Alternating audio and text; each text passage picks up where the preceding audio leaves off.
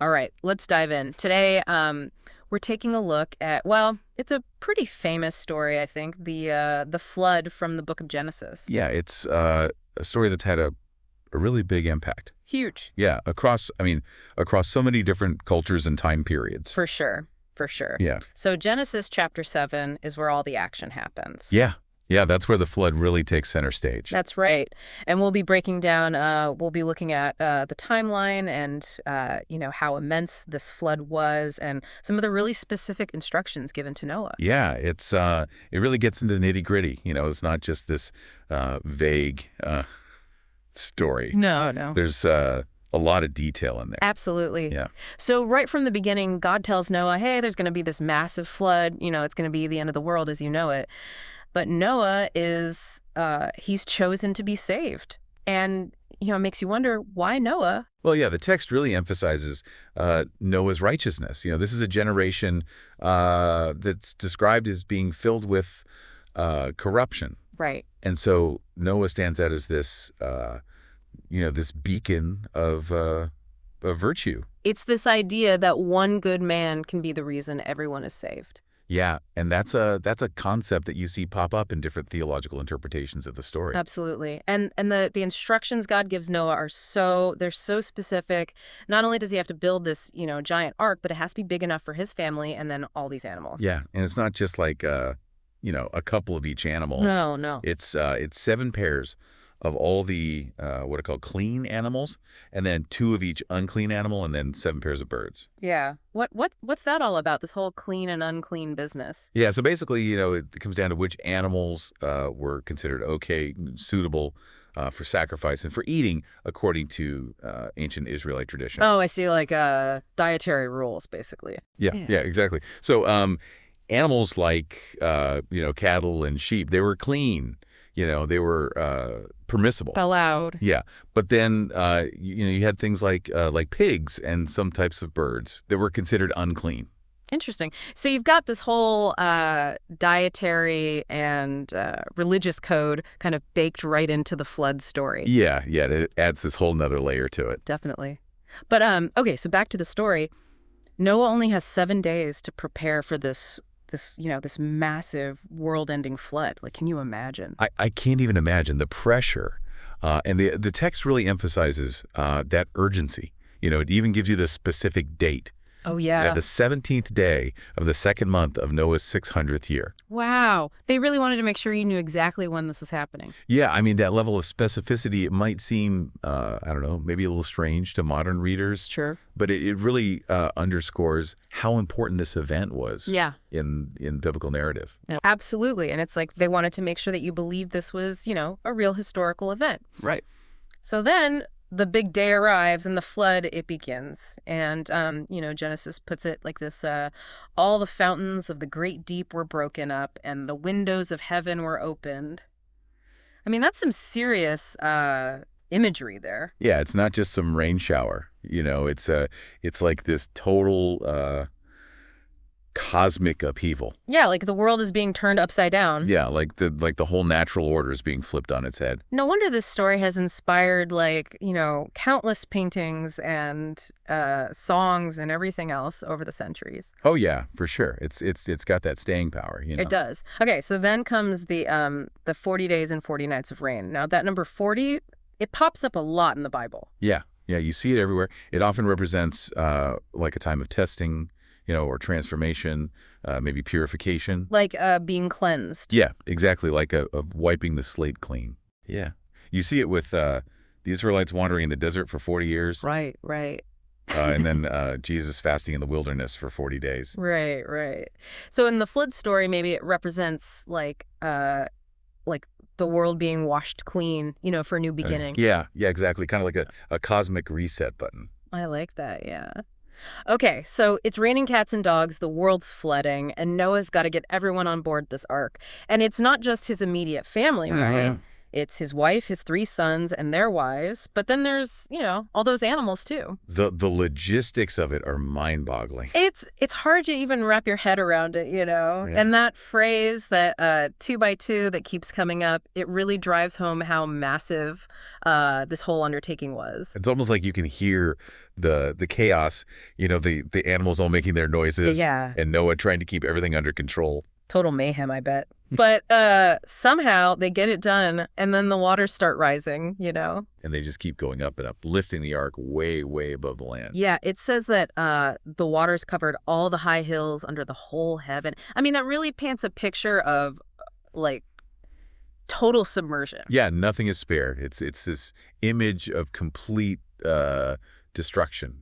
Like, the author really wanted to emphasize that this flood was the real deal. Absolutely. Then it says that the waters prevailed 15 cubits upward, which is a lot of cubits. Like, how much is a cubit exactly? So a cubit is about the length of a forearm. So 15 cubits, that's like 22 feet. Whoa. Okay, that's pretty high. Yeah, think of a two-story house. That's how high the water was.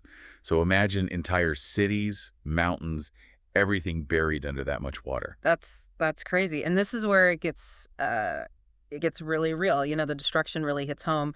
Genesis describes the death of, everything that was living on the land. It's just this stark reminder of how devastating this flood was. Yeah, the language is it's pretty brutal. It says all flesh perished, birds, cattle, every kind of animal, and all the people.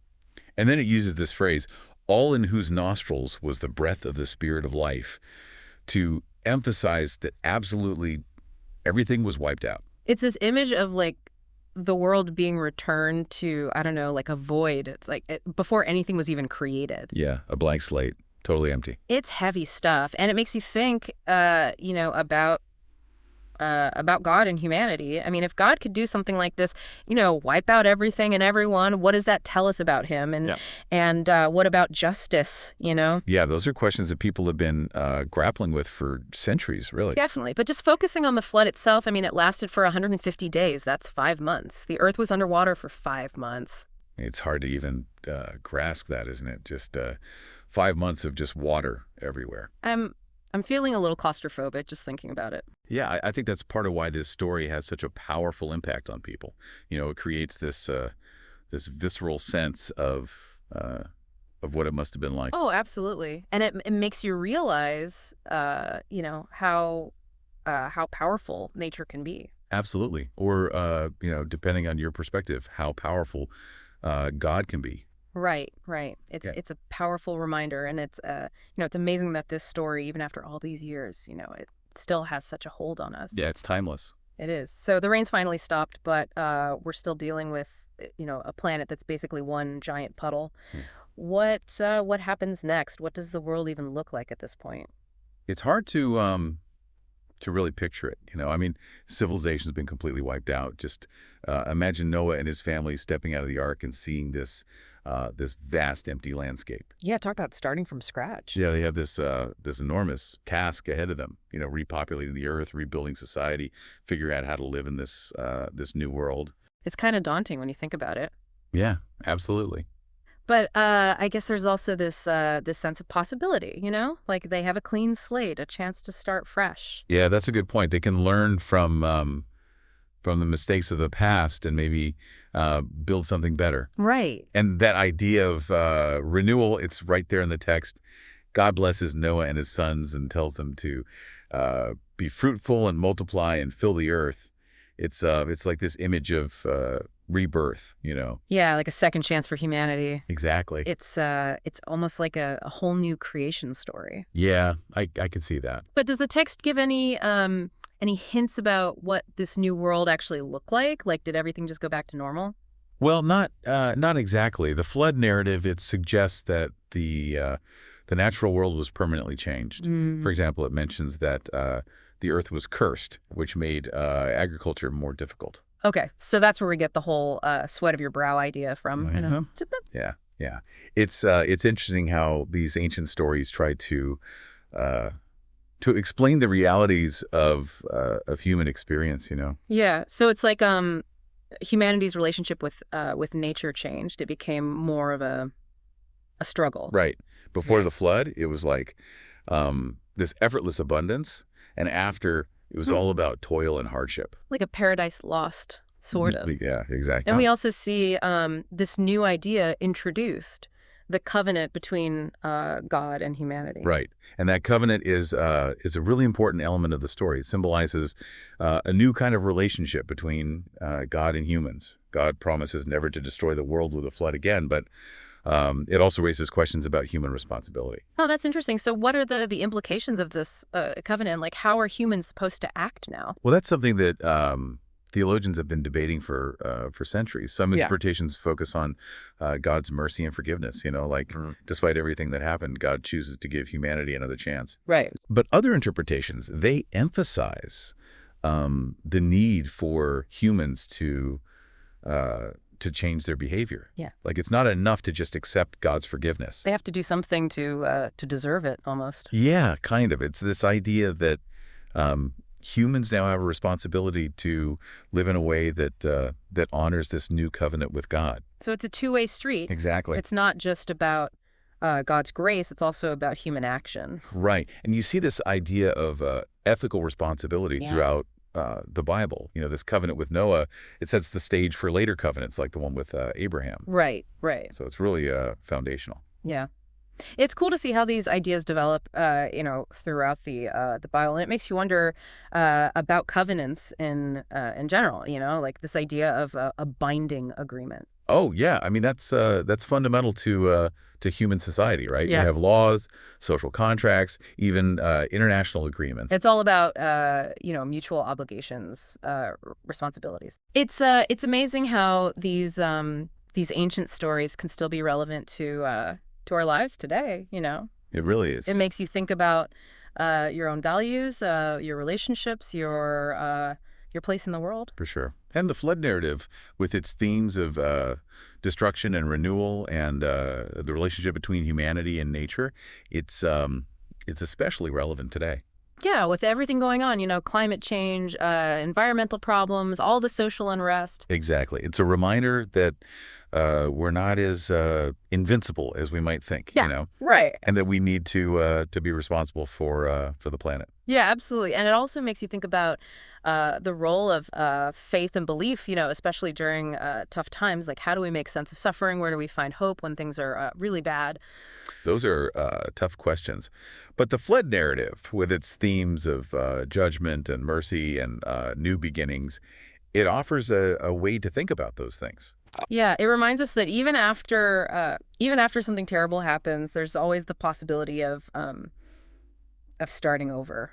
Absolutely. There's always hope. But like with Noah and his family rebuilding a better world, it takes work. It takes courage and the willingness to learn from the past. I agree. It's not easy. Definitely not. But as fascinating as the flood story is, and what happens after, there's something else we haven't really talked about yet. Remember those clean and unclean animals? Oh, yeah. That was just the tip of the iceberg when it comes to ancient Israelite rules about food and rituals. Right, right. So what's the deeper meaning there? What does this whole concept of cleanliness tell us about ancient Israelite culture? Well, it's complicated, Mm-hmm. but basically it goes beyond just hygiene. It's tied to ideas about purity and holiness and what it meant to live in a way that was pleasing to God. Okay, now we're getting into the really interesting stuff. So let's break it down. What were the ancient Israelites trying to achieve with these dietary rules? Well, in a way, they were trying to define boundaries. Boundaries. Yeah, like distinguishing between what was sacred and what was profane, what was allowed and what was forbidden. It was a way of creating a separate identity for themselves, Setting themselves apart. Exactly. So it's not just about food then, it's about who they were as a people. Yeah, it's about identity, belonging, all of that. Right. And these ideas about purity, they didn't just apply to food. They had rituals, rules about clothing, even bodily functions. It was this whole system that shaped every aspect of their lives. It's crazy how something as as basic as what you eat can tell you so much about a culture, you know? Yeah, it's a window into their whole worldview. It really is. And it makes you wonder about the things we do today, you know? Like, what do our everyday habits and rituals say about us? That's a great question. But let's get back to the flood narrative. We were talking about the covenant, right? Right. And how it was this turning point, this fresh start.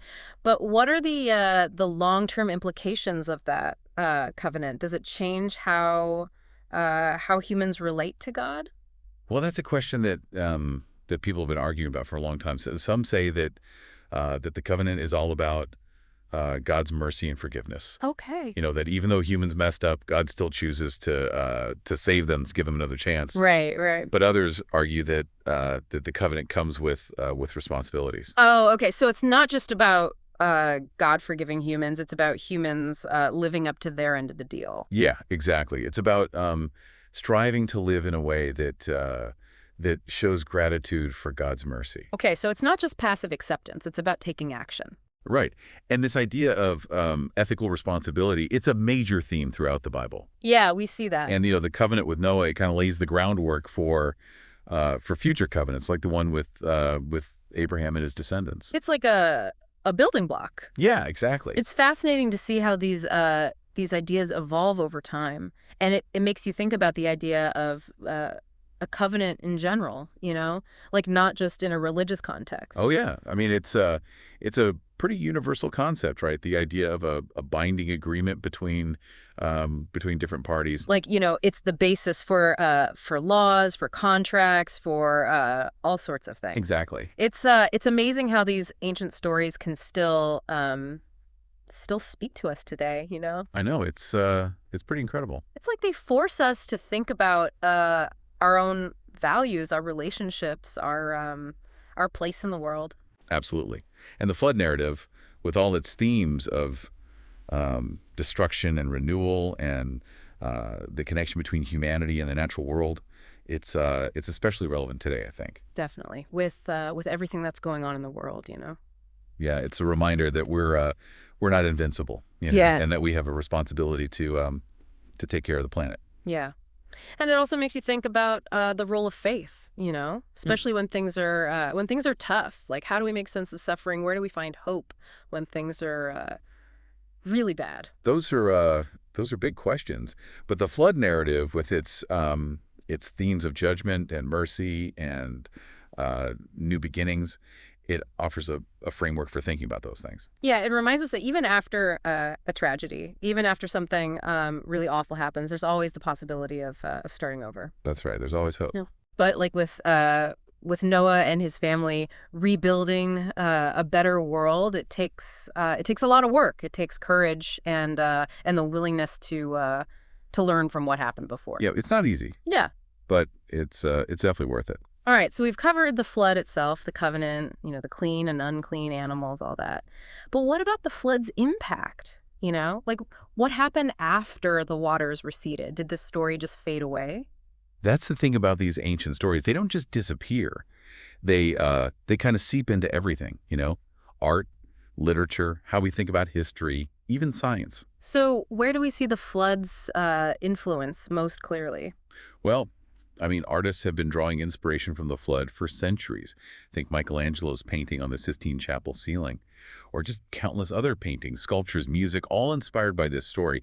The themes of destruction and renewal and divine judgment, they've really resonated with people throughout history. It's like the story keeps echoing through time, you know, through different art forms. Exactly. And it's not just, you know, high art. The flood pops up in pop culture all the time, too. I mean, there's that movie Noah a while back with Russell Crowe. Oh, yeah, right. And then, I mean, how many disaster movies are there about floods? It's a story that taps into something primal, you know? Yeah, like this deep-seated fear of the unknown Right. and the power of nature. Exactly. And it's not just a Western thing either. You find flood narratives in cultures all over the world. The Epic of Gilgamesh, for example, that's a Mesopotamian story, and it's way older than the Bible. Really? Yeah, and it's got a flood story that's surprisingly similar. So it's like a universal story, a theme that everyone can relate to. Yeah, it's an archetype. Yeah. You know, and it makes you wonder, did all these flood stories come from a single historical event? Hmm. Or is it more about a need to understand the forces of chaos and order in the world, like a deep psychological or spiritual need? It's a mystery, and it shows how the line between myth and history can get blurry. Yeah, for sure. And even in the world of science, the flood narrative has had an impact. For a long time, some people have been trying to find scientific evidence for a global flood, which led to this whole field called flood geology. Wow, I've never heard of that. Yeah, it's an attempt to reconcile the Bible with scientific observations. Interesting. It just shows how our own worldview, whether it's based on faith or science or something else, shapes how we see these ancient stories. Exactly, and that's part of what makes the flood narrative so fascinating. It speaks to us on so many different levels. It makes us think about the world and our place in it.